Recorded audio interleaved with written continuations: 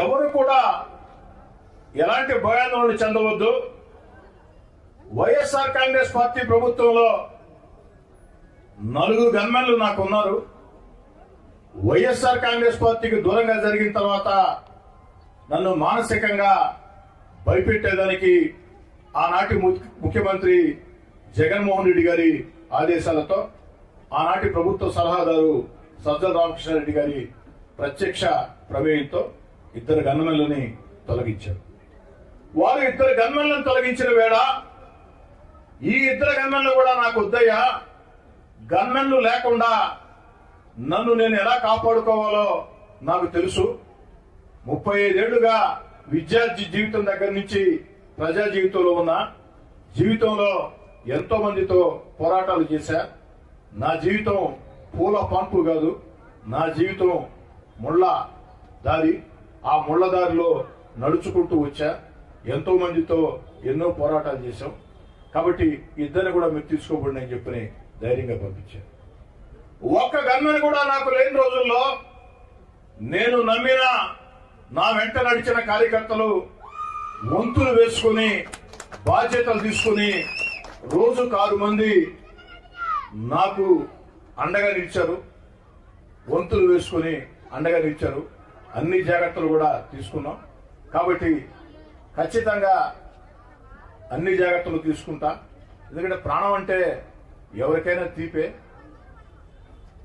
తెగించి పోరాటం వేరు, ప్రాణం అంటే ఎవరికైనా తీపే. తెగించి పోరాడతాం. అన్ని జాగ్రత్తలు తీసుకుంటా. ఎవరో ఆందోళన చెందవు.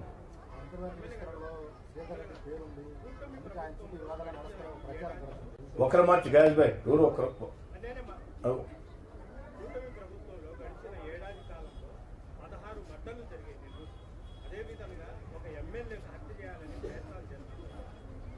సామాన్య ప్రజల పరిస్థితి ఇక్కడ పోలీసు పూర్తిగా వైఫల్యం చెందిందని ఉమ్మడి నెల్లూరు జిల్లా ప్రజలు మొత్తం చెప్తున్నారు. మీరు కూటమి ప్రభుత్వం తరఫున ఎమ్మెల్యేగా ఏం చెప్తారు? పోలీసులు ఎక్కడా వైఫల్యం చెందలేదు. రౌడీజం మీద ఉక్కు పాదం మోపారు. రౌడీలు అంతు తెలుస్తున్నారు చంద్రబాబు గారి ఆదేశాలతో. ఇక్కడే కాదు, చంద్రబాబు గారు ముఖ్యమంత్రిగా ఉన్నంత కాలం రాష్ట్రంలో రౌడీజాన్ని ఉపేక్షించరు. ఇది చరిత్ర కూడా. ఇటీవల కాలంలో పోలీస్ శాఖ అన్ని చర్యలు చాలా కఠినంగా తీసుకుంటుంది. దాంతో ఎక్కడికక్కడ రౌడీలు నెల్లూరు వదిలి పరారై పారిపోతూ ఉన్నారు. ఒక్కడి మీరు అర్థం చేసుకోండి, ఈ వీడియో బయటికి వచ్చిందంటే ఈ వీడియోలో ఉన్న వ్యక్తిని ఇప్పటికే పోలీసులు అరెస్ట్ చేశారంటే అంటే వేరే నేర సంఘటనలో. అంటే పోలీసులు కఠినంగా వ్యవహరించబట్టే, పోలీసులు ఉక్కుపాదం మోపబట్టే ఖచ్చితంగా ఇది సాధ్యం.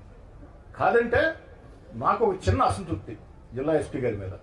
వారి దృష్టికి వచ్చిన వెంటనే నాకు కాస్త జాగ్రత్తలు చెప్పుంటే బాగుండేదని నా అభిప్రాయం.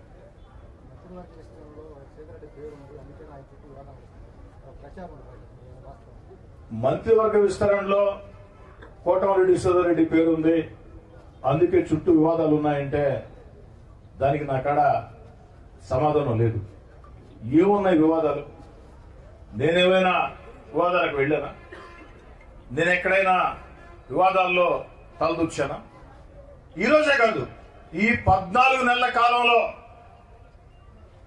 ఆ 16 నెలలు వైఎస్ఆర్ కాంగ్రెస్ పార్టీకి దూరంగా జరిగిన తర్వాత నన్ను నమ్మి నా వెంట నడిచిన నాయకుల్ని, కార్యకర్తల్ని వైఎస్ఆర్ కాంగ్రెస్ పార్టీ నాయకులు వెంటాడినా, వేధించినా, అక్రమ కేసులు బనాయించినా, రౌడీజం చేసినా మేము అధికారంలోకి వచ్చిన తర్వాత ఏ ఒక్కరిని ఇబ్బంది పెట్టలా. ఎందుకంటే మా నాయకుడు చంద్రబాబు నాయుడు గారు స్పష్టమైన ఆదేశాలు, ప్రతీకార చర్యలకి పాల్పడవద్దు, ప్రతీకార చర్యలకి పాల్పడకుండా ప్రజలకు ఏ విధంగా మేళ్లు చేయాలా అన్న ఆలోచన చేయండి. నా ఒక్కడికే కాదు, రాష్ట్రంలో ఉండే ఎమ్మెల్యేలందరికీ ఇచ్చిన మాట శిరోధార్యంగా భావించి తెలుగుదేశం పార్టీ కూటమి ఎమ్మెల్యేలు ప్రజా జీవితంలో ముందుకు సాగుతున్నారు. ఏం దేవ గారు, అజయ్ భాయ్, రాజేష్, మురళి, వర్షాక్, సాగర్ గారు, సురేష్, వెంకటరమణ గారు, మురళి గారు, సురేంద్ర గారు, బాలకృష్ణ కోట అయిపోయింది అనుకోండి. మహేష్ గారు,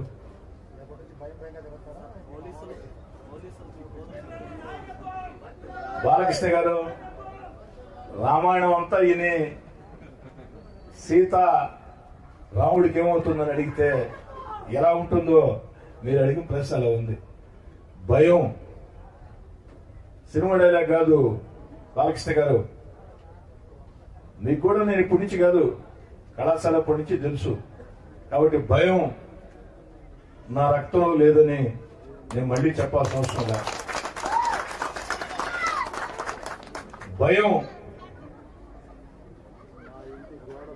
ఒక్క వెంట్రుకలో ఉన్నా 16 నెలల అధికారాన్ని వదులుకొని జగన్ రెడ్డి గారిని ధిక్కరించి వీధుల్లోకి వచ్చి పోరాటించారు. ఇలాంటి రౌడీల్ని, ఇలాంటి గూండాల్ని, ఇలాంటి బెదిరింపుల్ని జీవితంలో ఇన్ని చూసి ఉండ.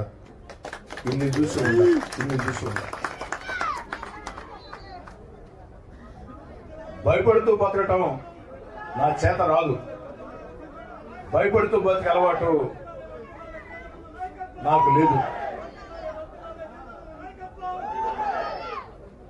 భయపడితే భయపడే వ్యక్తిని కాదు.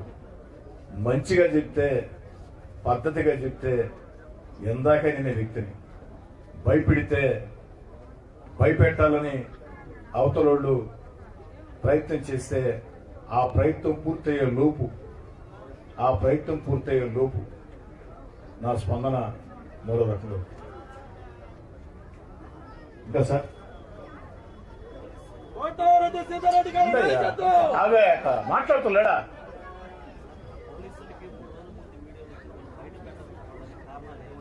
అది మీరు చెప్పాలి సురేంద్ర గారు, నేను చెప్పడం కాదు కదా. నిన్న ఎస్పీ గారే స్వయంగా చెప్పారు కదా, 3 రోజుల ముందే ఈ వీడియో మా దృష్టికి వచ్చిందని. వారు ఎందుకు బయటపెట్టలేదు, విచారణ కోసం బయటపెట్టలేదా, అది వారు మిమ్మల్ని అడగాల, పోలీస్ శాఖ మీకు సమాధానం చెప్పాలా. నా ఆవేదన ఏంటంటే కనీసం నాకు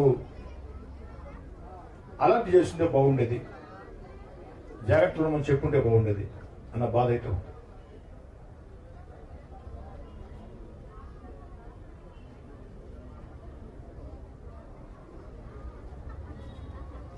ఎన్ని ప్రశ్నలు అడగమని చెప్పాను సార్. ఎవరందరినీ? వాళ్ళందరూ వచ్చారా? టీవీలో చూశారు. 10 గంటలకు ప్రెస్ మీట్ అన్నారు. సంఘీభావం తెలియజేస్తే కుటుంబ సభ్యుడిగా వచ్చారు. ఈ ఆఫీస్కి జనం రావటం కొత్త ఏం కాదు. అధికారం ఉన్నా, అధికారం లేకున్నా, ముఖ్యమంత్రులతో పోరాడిన రోజుల్లో కూడా ఈ కార్యాలయం జనంతో ఎప్పుడు నిండుగా ఉండేది. ఎందుకంటే నెల్లూరు రూరల్ ప్రజలకి ఒక భరోసా, ఒక ధైర్యం. కష్టం వస్తే, సమస్య వస్తే నెల్లూరు రూరల్ ఎమ్మెల్యే కార్యాలయం వెళితే ఓదార్పు దొరుకుతుంది అన్న భరోసా.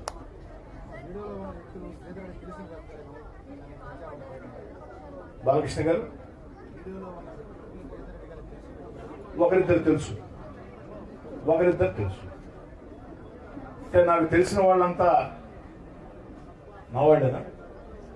నేను అడిగేది ఏమిటి, వీడియో నిజమా కాదా? ఎవరో కాదనే సత్యం, వీడియో నిజమని.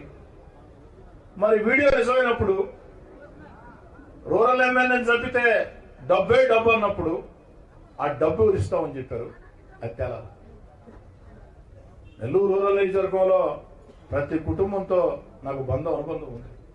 వివిధ పార్టీ నాయకులతో బంధాలు, అనుబంధాలు, స్నేహాలు ఉన్నాయి.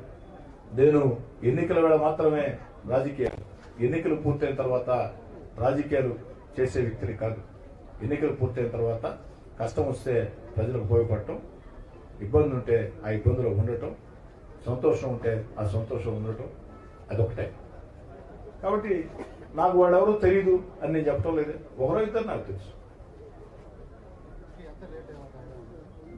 అది మీరు కనిపెట్టాలా? అదే నా హత్యకి, సుపారీ కుట్రకి రేట్ ఎంత మీరు చెప్పాలి. నాకేం తెలుసు. పోలీసులే చెప్పాలి.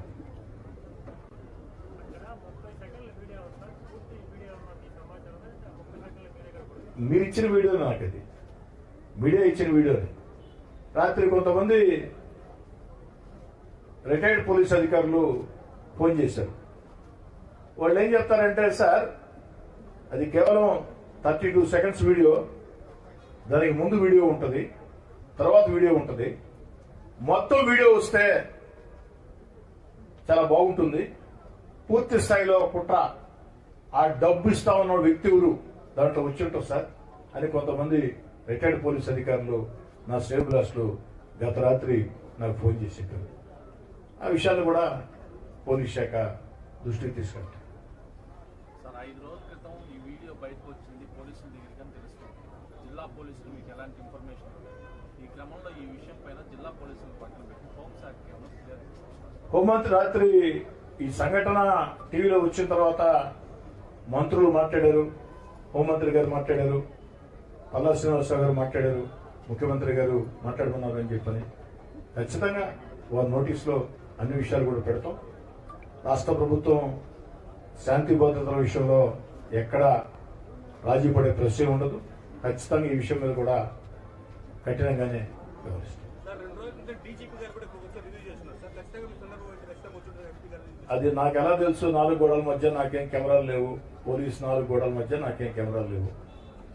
వినోద్కి ఏమైనా కెమెరాలు ఉంటే వినోద్ చెప్పాలి. అదే నాకు తెలియదు, తెలియని విషయాలని తెలుసు అని చెప్పడం కరెక్ట్ కాదు కదా. ఇంకా సార్ ఓకేనా?